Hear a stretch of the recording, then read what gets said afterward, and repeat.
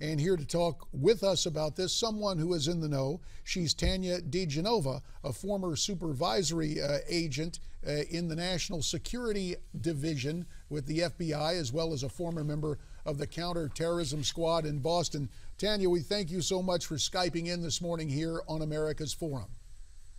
Thank you for having me. Tanya, we've been hearing a lot about these internet breaches, hacking, stealing passwords and all sorts of information. As you understand, is there anything unique about this case, or is it just breathtaking in the scope?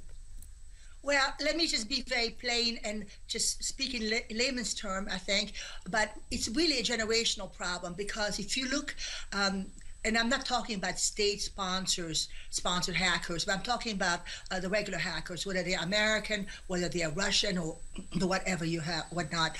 But these are like 20-something-year-olds. Look at that Edward Snowden or whatever. These are like 20, maybe 30-year-olds, whereas most of the probably managers, whether they are in U.S. government agencies or whether they are operating businesses or whatever, they are in their 50s. So they didn't really grow up with a computer in their crib, you know, like these guys. So you're saying it's really a generational difference, but in terms of nefarious activity. Well, unfortunately, yes, because what happens, it's also, if I may make an analogy, but cybersecurity is a little bit like home security. You know, a lot of people are not familiar with the fact that you need to have an alarm system, you know, in your house, or maybe you should not leave your keys outside, or you should not give your keys to everybody in the marketplace like they do on social network. You know, you should have a good set of keys and not just leave your door open, make sure your door is locked at night. So what I'm referring to, for example, you got to have a strong and an adequate, I should say, antivirus system, for example. You need to use strong passwords that you need to change regularly. You need to sign out of your account. You should take some precautions, which a lot of people don't know. Correct, but also, you know, right now they're saying that the Russian government is not involved, but Russia has different rules, and they were warning people when they were going there to visit during the Olympics that, you know, government there allows them to tap into your smartphones, which many people have nowadays. So sometimes changing your passwords isn't enough if people have the legal right to just go ahead and hack into your phone, right? No, nobody has the legal right to tap into your phone. But they do in Russia, though. Russia's government does give them legal authority to do that. Well, I can't speak about Russia because I'm not in Russia. I'm not Russian. But yes, we have state-sponsored players, you know, bad actors, and you have just regular hackers. For example, somebody was just indicted, a British woman was just indicted, I believe yesterday or this past couple of days in Virginia for hacking into an FBI computer, and she's just a 29-year-old. As you're mentioning this, we're seeing pictures of Vladimir Putin on the screen. Miranda raised the concern about different governments being involved. It's known all over Washington that almost on a daily basis, the Chinese try to hack into our systems at the Pentagon.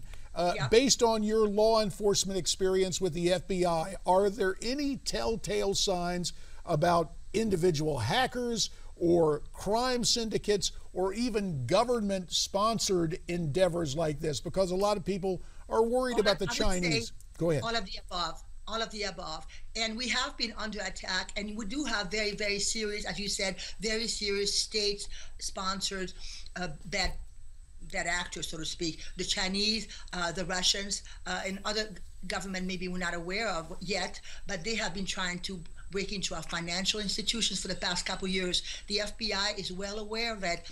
And the FBI, all I can tell you, because I'm retired, but I belong to InfraGard, which is an alliance between the private sector and the FBI.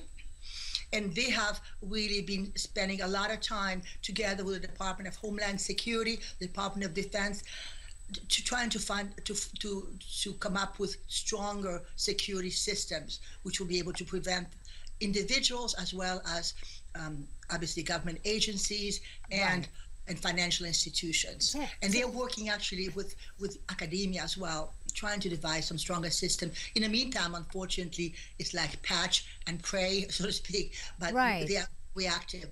Everybody's reactive. Yes. But Tanya, in light of what's been going on, I mean, a new report today mentioned that more people are shopping online than in stores. So what are people supposed to do? You don't, but more people, probably more younger people, are doing that. What would be your advice to them? I mean, Target was recently, hacked into. So what are people supposed to do to protect themselves? Well, like I said before, I think individual citizens should be more aware of computer security and should treat it like home security. They have to make sure that their anti-virus software is up to date. They have to use strong passwords.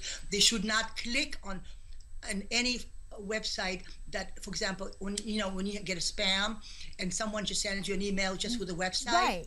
But the website is embedded in the email. If you don't know who is sending this to you, do not click on it, because what happens, you click on something and then your computer will get infected. Right, but even if people do all those security measures that you just mentioned, there's still a chance that they could be hacked into, that their personal information is at risk. So what would you suggest to those people? Should they just not use their debit card when they go shopping? What if they're not shopping online? I don't. I'm just very cautious. You know what I mean? I'm very cautious. I mean, are we going to go back to the days where we pay everything via, using cash? Do you suggest that? I mean, is there any surefire way for us to protect ourselves? The burden is then on the stores, on Target, for example, to devise stronger systems. If we're talking about Target here, on the businesses, large corporations, everybody's on the same page. And this is why with alliances such as InfoGuard, we have members from Target, for example, and other businesses. They can sort of understand what the government is, where the government is coming from, what the government is doing, and they can maybe learn and vice versa. Tanya, there's something you touched on briefly a second ago with Miranda, and I would like you to expound upon it if you would, please. And that is the fact, correct me if I'm wrong, but I believe I heard you say you don't do any shopping on the internet. Did I hear that correctly? You personally? I do some shopping, but I use PayPal, which is a little bit more secure. Okay, well, let's follow that. Would you rate PayPal as a safer way as opposed to putting the debit and credit card information on the internet? In my view, it is. But, like I said, what works for me may not work for somebody else. But I think PayPal is known to provide more security. And this is what I was going to say. It's just oftentimes in our democracy, American public doesn't want to take the time to go through 3 sets of validation, for example, authentication.